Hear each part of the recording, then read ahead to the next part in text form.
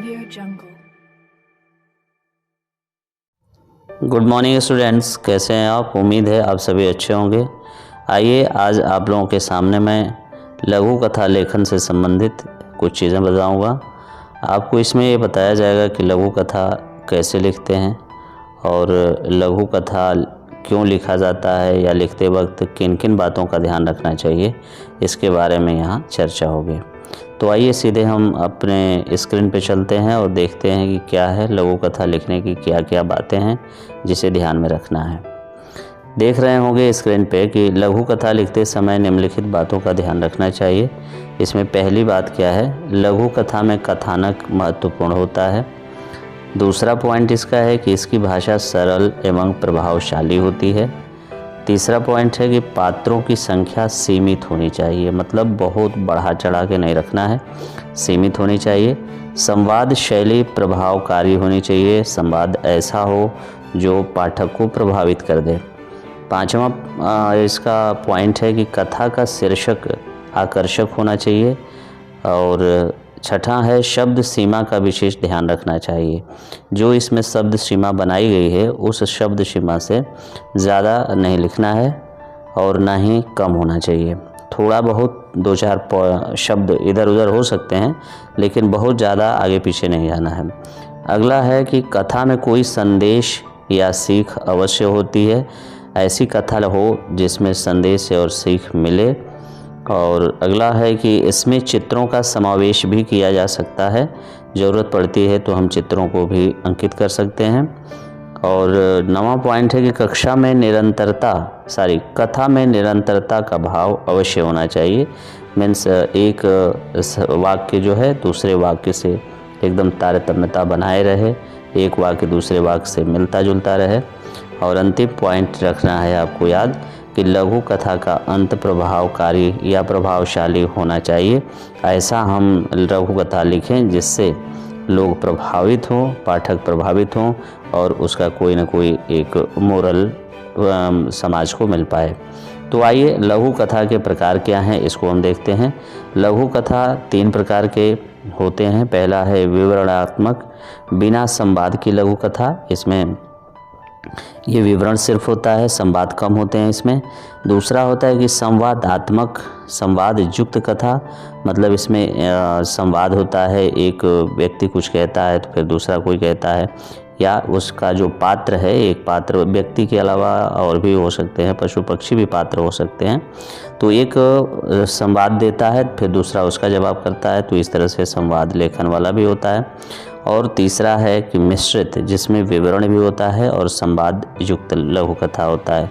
तो आइए अब हम देखते हैं, एक लघु कथा आपके सामने प्रस्तुत करते हैं। ये आगे के पेज पे आपको दिखेगा। इस पे लघु कथा एक आपको मिलेगी, जैसा कि इसमें लिखा हुआ है प्रस्तावना बिंदु।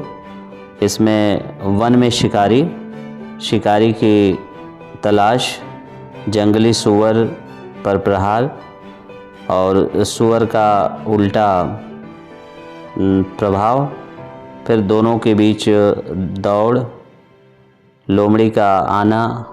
ये सारे पॉइंट्स हैं जो इसमें संबंधित करके बताए गए हैं। तो ये पॉइंट्स भी हो सकते हैं और पॉइंट नहीं है तो सिर्फ ऊपर हेडिंग होगी और उसके बाद बारे में आपको लिखना होगा।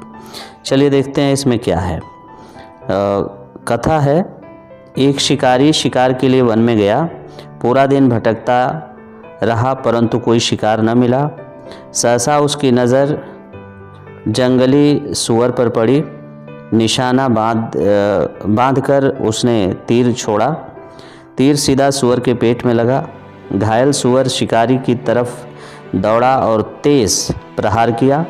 उसके प्रहार से पेट में चोट लगते ही शिकारी मर गया। दूसरी ओर घायल सुअर की भी मौत हो गई। थोड़ी देर बाद एक लोमड़ी उधर आज से आ निकली। इतना अधिक भोजन देख उसकी खुशी का ठिकाना न रहा। सोचने लगी, यह तो कई दिनों का भोजन है, पहले छोटे से भोजन से शुरू करती हूँ। ऐसा सोच उसने धनुष की डोरी को काटना शुरू किया और डोरी कटते ही झटके से धनुष का कोना उसके पेट में जा लगा और वहीं उसकी मृत्यु हो गई। तो इस तरीके से आप देख रहे हैं कि थोड़ी सी लालच के लिए 3-3 जानें चली जाती हैं और इस पर थोड़ा सा भी कोई विचार नहीं करता है कि आखिर इसमें सावधानी हमें क्या बरतनी है। तो इस तरह से बेटा इस लघु कथा का एक जो मोरल है, जो शिक्षा मिलती है कि अधिक लालच अच्छा नहीं होता है। लालच उतनी ही की जाए जो अच्छी हो और कुल मिलाकर के अपने किए पर भरोसा रखना चाहिए और उसी के आधार पर आपको आगे का काम करना चाहिए। तो आइए अगला पेज हम देखते हैं। यहाँ पर एक और लघु कथा आपके सामने प्रस्तुत है। इसमें भी कुछ बिंदु दिए हैं, उन बिंदुओं को समाहित करके एक लघु कथा आपको लिखनी है। इसमें क्या है, कथा शुरू होती है कि एक गांव में गरीब किसान रहता था। मेहनत करता पर खेतों में पैदावार कम होती थी। परेशान होकर वह खेत में पेड़ के नीचे बैठ गया था। तभी उसे वहाँ सांप का बिल दिखाई दिया। उसने कटोरे में दूध लाकर वहाँ रख दिया। दूसरे दिन उसने कटोरे में सोने का सिक्का देखा। वह बहुत हैरान हुआ। वह रोज़ कटोरे में दूध रखता, रोज़ उसे एक सोने का सिक्का मिलता। किसान बहुत खुश था। एक दिन उसे किसी काम से 2-4 दिन के लिए शहर जाना था। उसने अपने पुत्र को सांप के बिल के पास दूध रखने के लिए कहा। पुत्र ने 2 दिन दूध रखा। दोनों दिन सोने के सिक्के मिले। उसके मन में लालच आ गया और वह सारे सिक्के एक साथ लेने के लिए सांप का बिल खोदने लगा। सांप ने गुस्से में उसे डस लिया। उसकी मृत्यु हो गई। तो यहाँ भी देखिए लालच से ही संबंधित एक स्टोरी बताई गई है, लघु कथा बताई गई है। तो लालच कितनी भयानक होती है, इसलिए हमें थोड़े में भी विश्वास करना चाहिए, थोड़े पर भी अपने आप को संतोष रखना चाहिए। तो यहाँ भी एक मोरल मिलता है, एक शिक्षा मिलती है कि हमें लालच नहीं करनी चाहिए, लालच नहीं करना चाहिए। लालच बुरी एक बला होती है।